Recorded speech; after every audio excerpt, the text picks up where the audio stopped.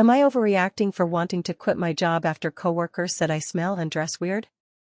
So, I wasn't expecting my original post to blow up the way it did. I read through so many comments, and honestly, you guys gave me a mix of validation, reality checks, and some serious laughs.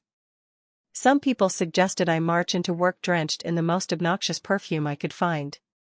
Others told me to embrace the chaos and start accidentally standing way too close to the coworkers who complained.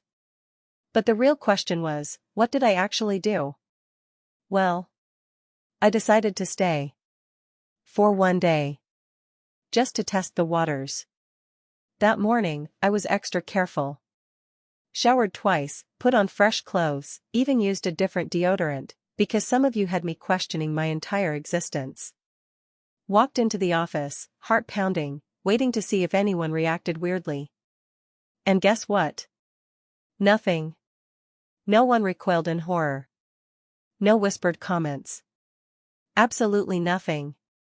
But here's where it gets interesting.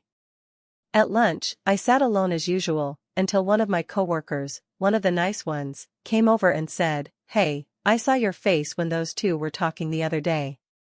That wasn't cool." I almost choked on my food. I hadn't even told anyone I overheard them. But she kept going.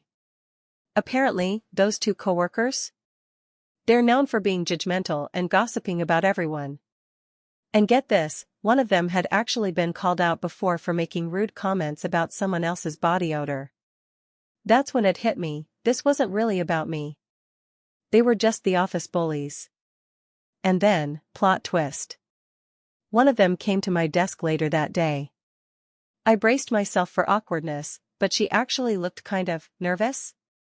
She fidgeted and then mumbled, "Hey, sorry if I said anything weird the other day. I was just joking."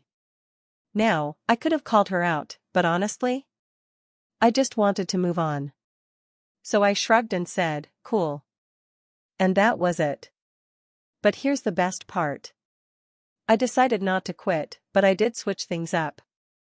Instead of changing myself to fit in, I started dressing even weirder on purpose. More thrifted outfits, more funky patterns. One day, I even wore this outrageous vintage blazer with giant shoulder pads just to see their faces. And you know what? They didn't say a word. So yeah, I stayed at my job. But I made it clear, I'm not changing for anyone.